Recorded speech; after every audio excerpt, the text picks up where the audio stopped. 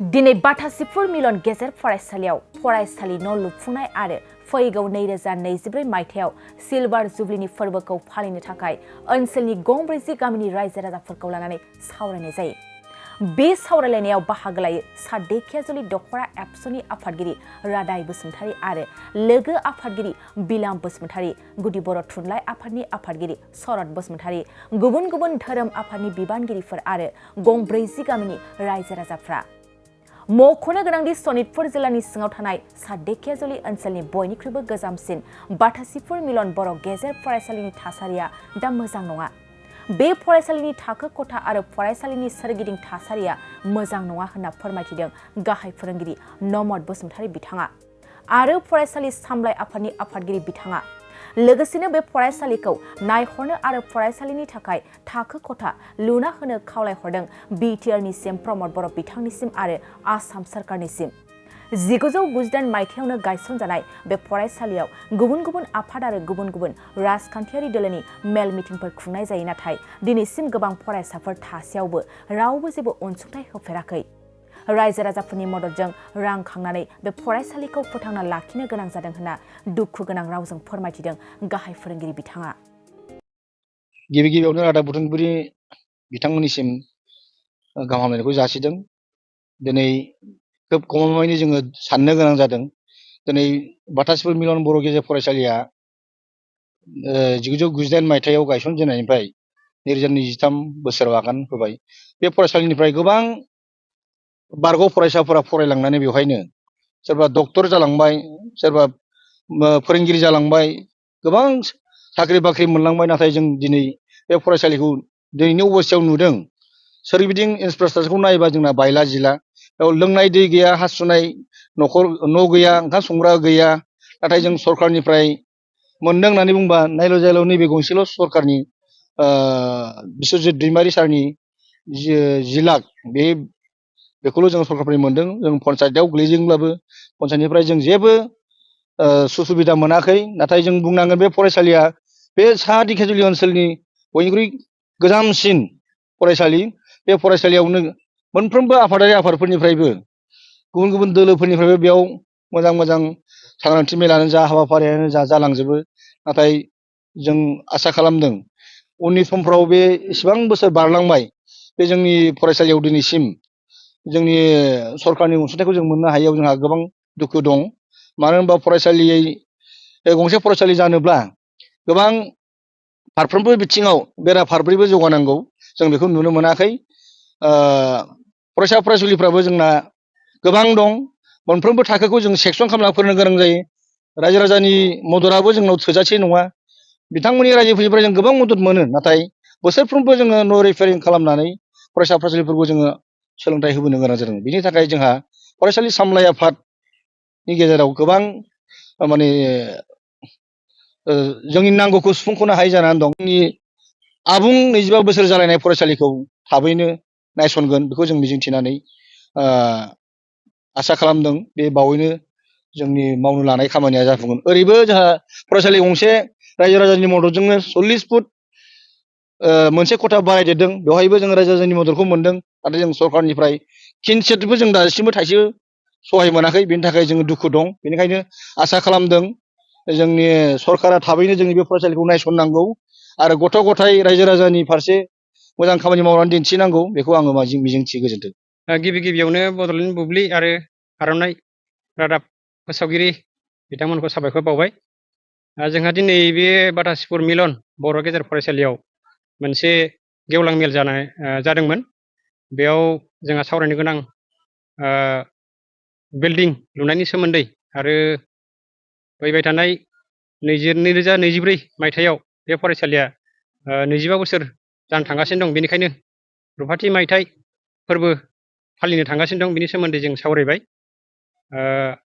बे सावरायनायाव जोंहा सोद्रोमा सामलाय आफादनि सोद्रोमाजों लोगोसे गामियारिनिफ्राय गोबां सोद्रोमा जों खावलायदोंमोन। खावलायनाय लेखा बिथांमोनहा नुजाथिफैनानै जोंनि सावरायनायखौ मेहेरगोनां खालामबाय। बिनि थाखाय आं दिनैनि मेलाव नुजाफैनाय गासै सोद्रोमा बिथांमोनखौ साबायखर बावबाय। जिहेतु नैबे फरायसालिया 25 बोसोराव आगान होबाय, नाथाय बिनि जि फरायसालिनि हालोदा दिनैसिमबो मोजां नङा। बेनि सायाव नोंथाङा नंगौ दिनै 2023 मायथाइसिम बे फरायसालिया थांनाय 1998 मायथाइयावनो गायसननानै सोलिगासिनो दङ। दिनै 25 बोसोर जानो थांगासिनो दङ, नाथाय दिनैसिमबो बे फरायसालियाव सरकारनिफ्राय बिल्डिं बा गुबुन गुबुन अनसुंथाइ बिदि मोननाय जायाखै। जोङो थाङो, गोबां खाथियावनो जोंहा पन्सायतबो दं, जिहेतु पन्सायत एलेखा हिसाबै जों पन्सायतआव थाङो आरो बिदिनो जोंनि समस्तिनि MLA बिथांमोननियाव थाङो, नाथाय बिथांमोना खोथा होयो जोंनो दिनैसिमबो बे फरायसालि बा बर' मिडियाम खायसो ना मासो जों बुजिना मोना, जोंनो खोथाल' होयो नाथाय जोंनो जेबो बिदि मोनफेराखै बा हराखै आरो।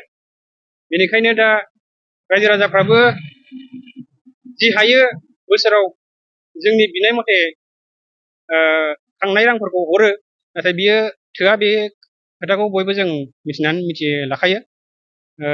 न'खरसेयाव बेसेबां रां खांनो, खोब बारा खांबा 50, 100 बिदि खांगोन, नाथाय बेसेबांखिनि रांजों जों न' लुफुंजोबनो हाया। बेयाव खारन मानो होनना बुङोबा न'आ गोबांथार आरो फरायसाफ्रा गोबां दङ, बेनिखायनो न'खौ जोङो फरायसालि न'खौ गोबां लाखिनो गोनां जायो।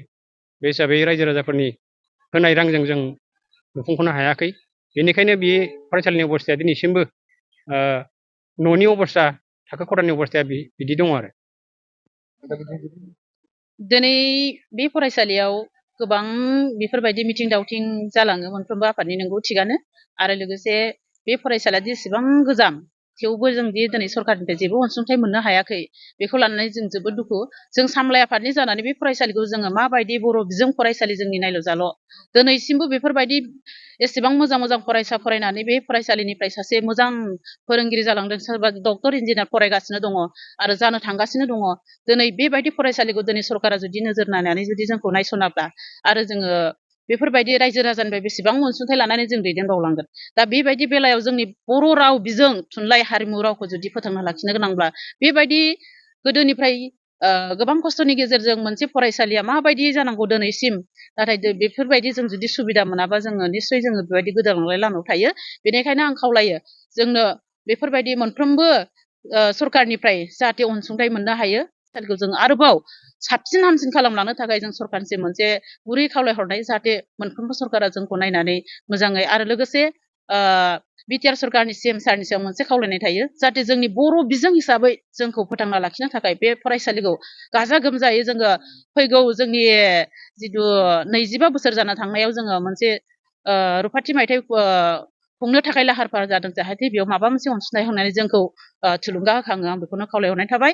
आरो लोगोसे बे फरायसालिया एसेबां बोसोर जानायनि उनाव जेबो जों सरकारजों नायफिनजायो, बेयो जोबोद दुखु नाङो। जाहाथे जोंखौ बेफोरबायदि मोजां सुबिदा होनानै जोंखौ जाहाथे अनहरो, आरो लोगोसे जोंनि बे फरायसालिखौ थाबैनो बे जोंनि बे दिखियाजुलि हालामाव नायल' जाल' जोंनि मोनसे हाइ स्कुल दङ, आरो लोगोसे नैबे गेजेर फरायसालि दङ, जाहाथे मोनफ्रोमखौबो जोंखौ नायफुंनानै जोंनि बर' बिजोंखौ फोथांना लाखिनो थाखाय बेफोरबायदि गोरिब गुन्द्रा फरायनाय बे फरायसालिफोरखौ जेब्लाबो फोथांना थानो थाखाय आं बिटिआर सरकारनिसिम मोनसे गुरै खावलायहरनाय थाबाय।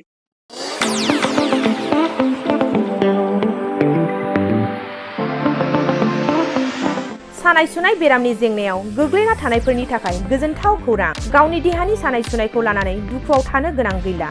जुदि नोंथाङा सानाय सुनाय दंब्ला जिंगासिनांगौनि गोनांथि गैया। नंगौ, चिरां जिल्लानि बेंटल गेट चापागुरियाव थानाय SI निउर'थेरापि सेन्टाराव नोंथाङा गोरलैयैनो देहानि सानाय सुनायखौ फाहामथाय लानो हागोन। बे सेन्टाराव सिं सानाय, आफादावरि सानाय, मोदोम जरा सानाय, आइजोफोरनि जेंना, खर' सानाय बायदि बायदि रोखोमनि बेरामखौ फाहामथाय होनाय जायो। बे SI निउर'थेरापि सेन्टाराव बेरामिया थानानै फाहामथाय लानो हानायनिबो सुबिदा दङ। नोंथाङा SI निउर'थेरापि सेन्टाराव फाहामथाय लानो गोसो दंब्ला नैबे जानबुं नम्बर 7620160459 नङाब्ला 9476977956 आव थोंजों सुलाद लानो हागोन।